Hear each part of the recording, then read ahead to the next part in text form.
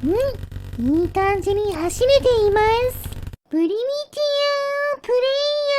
ヤーエールです。今回はトライアルバイクを作ってみようと思います。新しい素材を使って丈夫で機動力の高い便利なバイクにしたいので、うまくできたらチャンネル登録してもらえると嬉しいです。それでは作っていきましょう。まずはトランジスタ2つとトリガースイッチを2つ、大きさの違う水晶2つをこんな感じで組み合わせることで、左のトリガーを引くと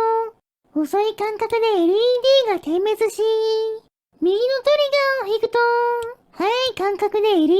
が点滅。同時にトリガーを引くと LED が点灯し続けるという回路を作りました。こうすることで壊れやすい可動部品なしで3段階にスピードを変更できるわけですね。この仕組みは後で使うとして、次はタイヤを作りましょう。反発力の低い新素材のゴムをこんな感じで組み合わせて、斜めの角度で2センチ離れた状態で接着したら、その間に古代の合金の棒を挟んで、こちらも浮かせて接着しました。この2つのゴムでできたパーツをたくさん複製したら、ペアリングを使って綺麗な円形になるように接着していきましょう。パーツの大きさが奇跡的にちょうど良かったのか、ほぼ隙間なくかなり綺麗にタイヤを作ることができました。離して接着して部品数を減らしているので、ゲームの処理も重くなりにくいはずです。こちらをモーター本体にくっつけてトライアルバイクの後輪にしましょう。この構造にすれ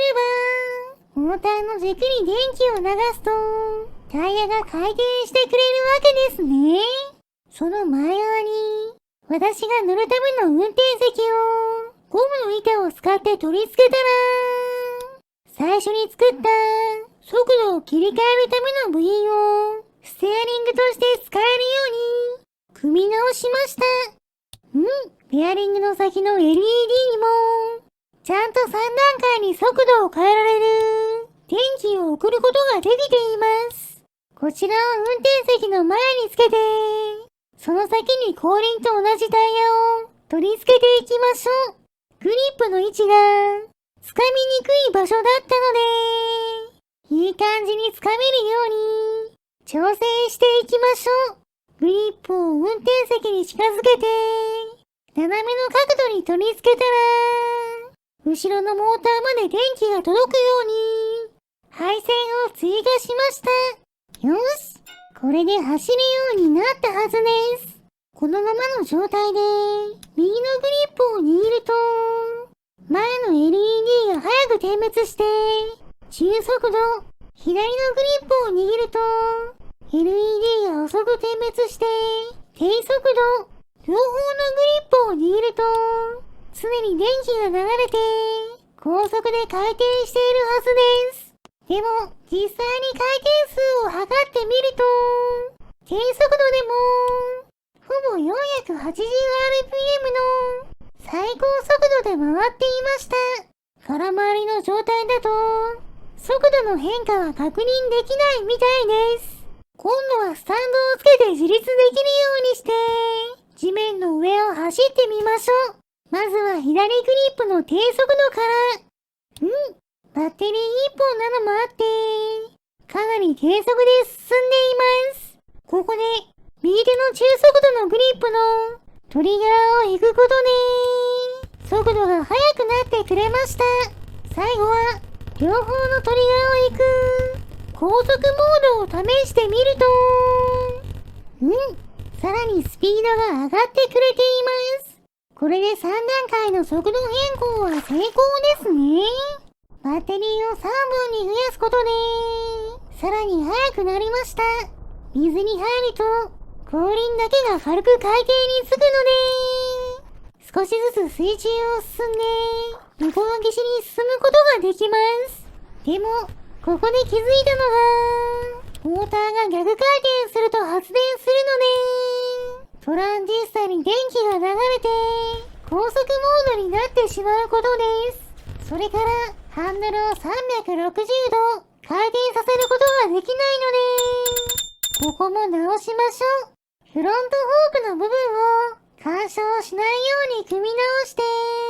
モーターから電気が逆流しないように、電気の方向を一定にする横鉄鋼を挟みました。ついでに、よりトライアルバイクっぽくなるように、丈夫でプラスチックより軽いゴムの板を使って、シンプルに飾り付けましょう。ハンドルがくるくる回ってくれています。でも、バッテリーをつけて、グリップのトリガーを引いてみると、回路がおかしくなったのか、電気が流れっぱなしになりました。こちらも、横鉄鋼のかけらを使って、電気の流れを調整しましょう。バッテリーも4本つけて、電気の流れを確認すると、ちゃんと動作が確認できたので、早速乗ってみましょう。ちゃんと速度を調整しながら、走ることができています。たまに LED は光っているのに、モーターが動かないこともありますが、3段階に速度を調整して、ちゃんと走ることができているので、よしとしましょう。これでトライアルバイクは完成です。本来のトライアルバイクは、急な坂道や岩だらけのところなど、普通には走れないところを走る、走破性の高いバイクですが、ゴムのタイヤのおかげか、今回作ったバイクも、それなりの坂道でも登ることができますし、高いところから着地しても壊れません。ゴムのおかげで、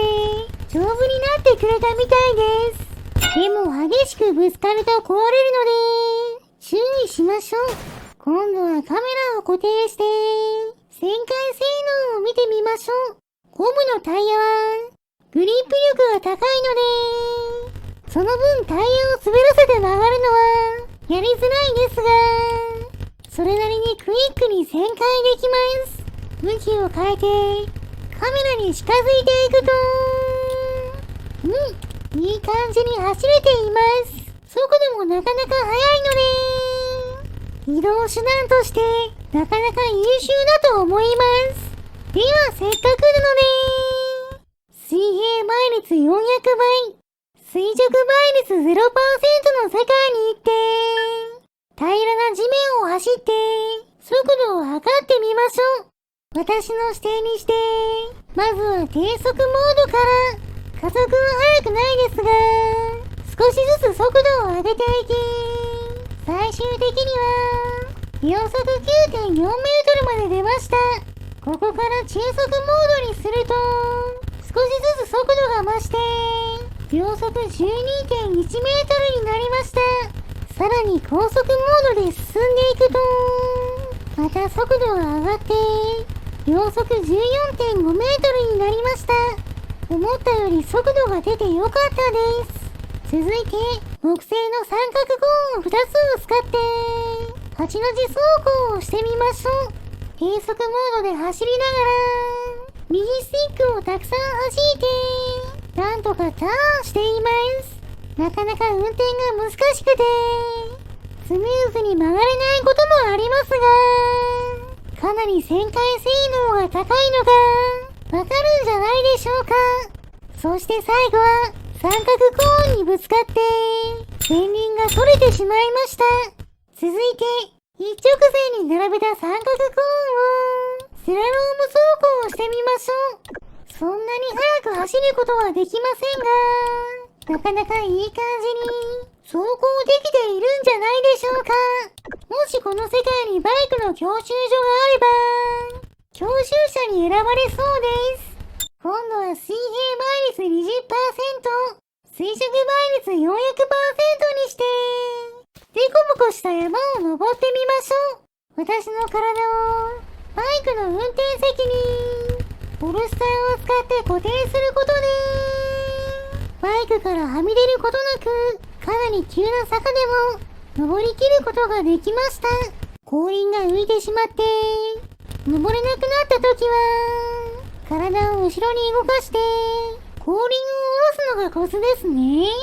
トライアルバイクらしく、かなりの角度の坂でも、登れることを確認できたので、トライアルバイクに乗って、行けるところまで、ツーリングに行きましょう。昼夜サイクルをオンにして、日が沈むのを楽しみながら、低速モードをメインに進んでいきます。断続的に電気を流すことで、電力消費を抑えて、省エネで走れるので、かなり長い時間、バッテリーが切れることなく、進み続けることができました。ちょうど山頂の手前で、バッテリーが切れたので、バイクを上に運んで飾っておきましょう。それでは、たくさん山を登りまくって、疲れてきたので、スライムを召喚したら、燃えるものを集めてきて、火をつけます。いい感じに燃えていますね。よし、スライムも食べ頃になったので、食べてしまいましょう。もちろん、今回頑張ってくれたトライアルバイクさんにもお裾分けしてあげます。はい、どうぞ。今回の動画はここまでです。面白かったと思ったら、チャンネル登録、高評価をしていただけると嬉しいです。リクエストなど、コメントもお待ちしていますね。それでは皆さん、